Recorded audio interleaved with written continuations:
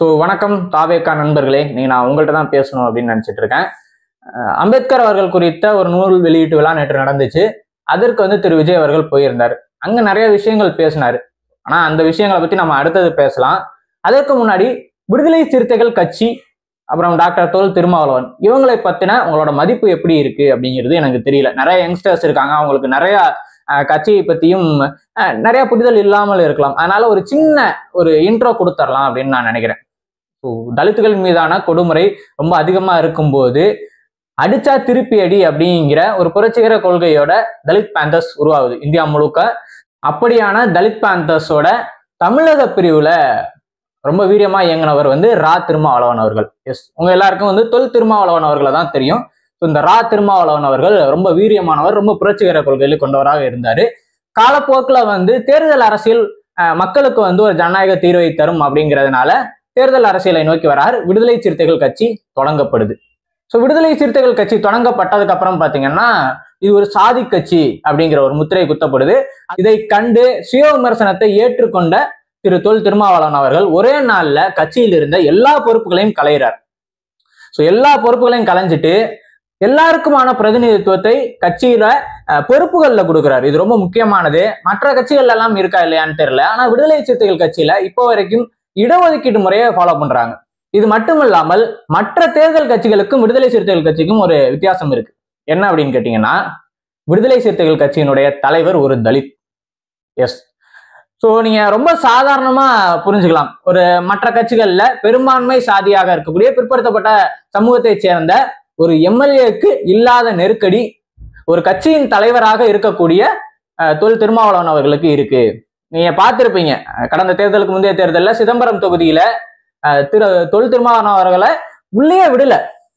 கிராம பொதுமக்கள்லாம் சரி, கிராம மக்கள் விடலையா அப்படின்னு பாத்தீங்கன்னா அது உள்ள இருக்கிறது என்னன்னு பாத்தீங்கன்னா, அங்க இருக்கக்கூடிய மிகவும் பிற்படுத்தப்பட்ட சமூகத்தை சேர்ந்தவர்களுடைய சாதி வெறி திரு தொல் திருமாவளவன் அவர்களை ஊருக்குள்ளேயே பிரச்சாரம் பண்ண விடாம தடுத்துச்சு. இந்த மாதிரியான பல தடைகளை தாண்டி ஒரு தெருவுல கட்சியோட கொடி கம்பம் நடுறதுல எவ்வளவு பிரச்சனை வரும் அப்படிங்கிறதுலாம் ரொம்ப அடிதடி, கைது வரைக்கும் போகும், போலீஸ் கேஸ் வரைக்கும் போகும். இப்படி பல விஷயங்களை கடந்து கிட்டத்தட்ட 25 வருடங்களாக தமிழ்நாடு முழுக்க கட்சி கட்டமைப்பை ரொம்ப பலப்படுத்தி வச்சிருக்காரு திரு தொல் திருமாவளவன் அவர்கள். சாதிய ஒடுக்குமுறைகளையும் சேர்த்தே கடந்து வந்திருக்கு விடுதலை சிறுத்தைகள் கட்சி. சரி, இதெல்லாம் எனக்கு எதுக்குப்பா, நீ சொல்ல வந்ததை சொல்லு அப்படிங்கிறீங்களா? விஜய் அவர்கள் கட்சி ஆரம்பித்த போது எப்படி கமல் கட்சி ஆரம்பிச்சப்போ எதிர்த்தமோ அதே மாதிரியே அவர் கட்சி ஆரம்பித்து நேரடியாக முதல்வர் வேட்பாளர் அப்படின்னு சொல்றதுல எனக்கும் உடன்பாடு இல்லை. ஆனால் அவர் மாநாட்டில் நாங்கள் அம்பேத்கர் பெரியார் கொள்கைகளை பின்பற்றுவோம் அப்படின்னு சொல்லி ஒரு முக்கியமான விஷயத்த சொல்றாரு. நிறைய முற்போக்கான விஷயங்களை சொல்றாரு. அப்படிங்கும்போது அதை நாங்க ஆதரிக்கிறோம், பெரியாரியவாதிகள் ஆதரிக்கிறோம். குறிப்பாக சொல்லணும்னா பெரியாரிய இயக்கங்கள் தாவேக்கா நண்பர்களுக்கு புத்தகங்களை வழங்குறோம், ஆயிரக்கணக்கில் லட்சக்கணக்கில்னு சொல்லி அறிவிப்புலாம் கொடுக்குற அளவுக்கு வரவேற்றாங்க எல்லாரும். அது வரைக்கும் நமக்கு சிக்கல் கிடையாது. ஆனா அந்த மாநாட்டுல ஒரு பேச்சு பேசியிருந்தாரு விஜய் அவர்கள். அதுல சொல்லியிருந்தாரு, நம்மளை நோக்கி கூட்டணிக்காக வருவாங்க இல்லையா, அவங்கள நம்ம ஆதரிக்கணும் இல்லையா அப்படிங்கிற ஒரு டோன்ல பேசியிருப்பாரு. அடிப்படையில ஒரு விஷயத்த நம்ம புரிஞ்சுக்கணும். தாவேக்கா நண்பர்கள், விஜய் அவர்கள் பெரிய ஸ்டார் அப்படிங்கிறதுல யாருக்கும் மாற்று கருத்து கிடையாது. ஆனா ஒரு அரசியல் கட்சியை தொடங்கினதுக்கு அப்புறம் அவர் ஒரு ஜீரோல இருந்து ஆரம்பிக்கிறார். அவங்களோட வாக்கு எண்ணிக்கை பலம் என்ன அப்படிங்கிறதையும் அவங்க என்ன நிரூபிக்கல. வெறும் எங்களுக்கு இத்தனை கோடி ரசிகர்கள் இருக்காங்க, அதெல்லாம் ஓட்டு அப்படிங்கிறதெல்லாம் நம்ம கணக்குல எடுத்துக்க முடியாது. வாக்கு எண்ணிக்கை நிரூபிச்சதுக்கு அப்புறம் தான் இவங்க இன்னொரு கூட்டணிக்கு போகணுமா அல்லது இவங்களோட கூட்டணிக்கு இன்னொருத்தவங்க வரணுமா அப்படிங்கிற விஷயம்லாம் இருக்கு. இந்த மாநாடு நடக்கிறதுக்கு முன்னாடி தான் ஆட்சியில் பங்கு அதிகாரத்தில் பங்கு அப்படிங்கிறத விடுதலை சிறுத்தைகள் கட்சியோட துணை பொதுச் செயலாளர் முன்மொழிகிறாரு. அது பெரிய விவாதம் ஆகுது. இதற்கு பின் நான் ஒரு குண்டை போட போறேன் அப்படின்னு சொல்லிட்டு மாநாட்டுல விஜய் இதை சொல்றாரு. ஆட்சியில் பங்கு அதிகாரத்தில் பங்கு அப்படின்னு சொல்லி எங்களோட வரலாம் அப்படிங்கிற ஒரு டோன் இருக்குல்ல, ரொம்ப பண்ணையார்த்தனமா இருந்துச்சு.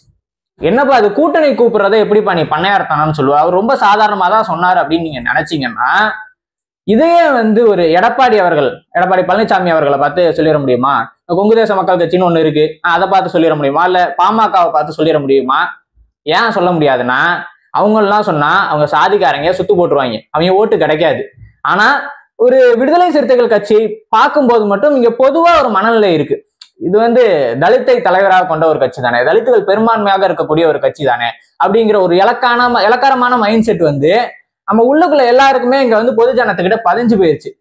ஒரு பார்க்கும் போதே எவ்வளவு பொலிட்டிக்கல் கரெக்ட்னஸ் வந்து திருமாவளவன் அவர்கள்ட்ட பாக்குறாங்களோ அதை வந்து மத்தவங்கள்ட்ட இவங்க யாரும் பார்க்க மாட்டாங்க. ஸோ இதே இதுதான் மாநாட்டுல விஜயோட போக்களை மொழிச்சுது. அது நிச்சயமாக சாதிய பார்வை அப்படின்னு நான் சுருக்கல.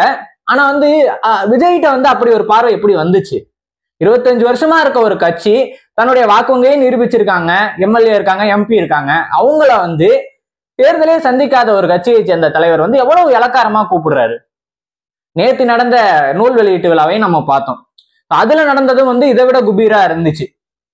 திருமாவளவன் அவர்கள் வந்து இங்க இல்லாததுக்கு கூட்டணியின் அழுத்தம் காரணமாக இருக்கிறத எங்களால புரிஞ்சுக்க முடியுது. அவரோட மனசு இங்கதான் இருக்கு, அவர் வெளியில இருந்தாலும் அப்படின்னு சொல்லி பேசுறாரு. தொல் திருமாவளவன் அவர்கள் ரொம்ப தெளிவாக அறிக்கை கொடுத்திருக்காரு. சோ இந்த நூல் வெளியீட்டு விழாவில் அழைக்கப்பட்ட நபர்களாகட்டும், இது எல்லாமே வந்து ஒரு முன்முடிவோடு ஒரு சூழ்ச்சியோடு நடத்தப்பட்ட ஒரு விஷயமா இருக்கு. அதனால இந்த விழாவை நாங்கள் புறக்கணிக்கிறோம் அப்படின்னு சொல்லி தெளிவாக தொல் திருமாவளவன் அவர்கள் வந்து அறிக்கை கொடுத்திருக்காரு.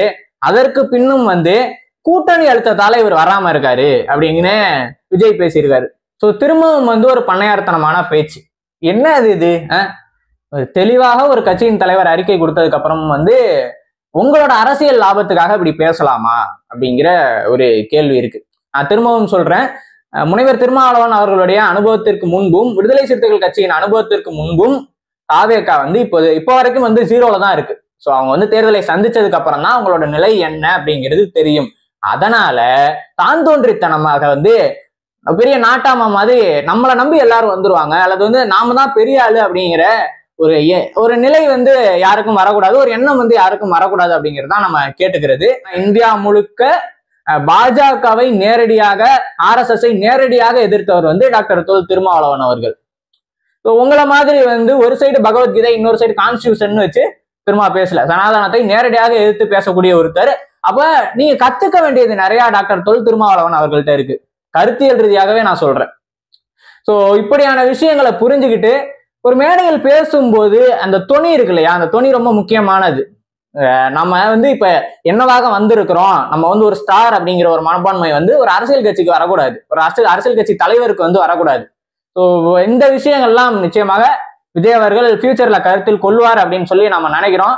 மற்றபடி ஒரு புரோக்கர் வந்து விசிகாவை உடைக்கிறதுக்கு வந்து ரொம்ப முயற்சி பண்ணிட்டு இருக்காப்புல. அநேகமா அவர் வந்து நேரடியாக அடுத்தது தாவேக்கால தான் துண்டு போடுவாருன்னு நினைக்கிறேன். தாவேக்கா நண்பர்களே, அந்த புரோக்கரை உள்ள விட்டீங்கன்னா விசிகாவை எப்படி உடைக்க முயற்சித்தாரோ அதே போலவே தாவேக்காவையும் உடைக்க முயற்சிப்பார். அதனால ரொம்ப கேர்ஃபுல்லா இருங்க. அப்புறம் அரசியல் களத்தை ரொம்ப பிளாட்டா பார்க்காதீங்க. இங்க வந்து எல்லா விஷயத்திலையும் சாதி இருக்கு. சீமான் ஒருவேளை தலித்தாக இருந்திருந்தால், விஜய் ஒருவேளை தலித்தா இருந்திருந்தால் இவ்வளவு கூட்டம் கூடி இருக்குமா அப்படிங்கிற ஒரே ஒரு கேள்வியை நீங்க சிந்திச்சு பாருங்க. அதுக்கப்புறம் உங்களுக்கு திருமாவர்கள் 25 வருஷமா இப்படி ஒரு வலுவான கட்டமைப்பை கட்டுறதுக்கு வந்து எவ்வளவு கஷ்டப்பட்டிருப்பார் அப்படிங்கிறது உங்களுக்கு புரிய வரும். நன்றி.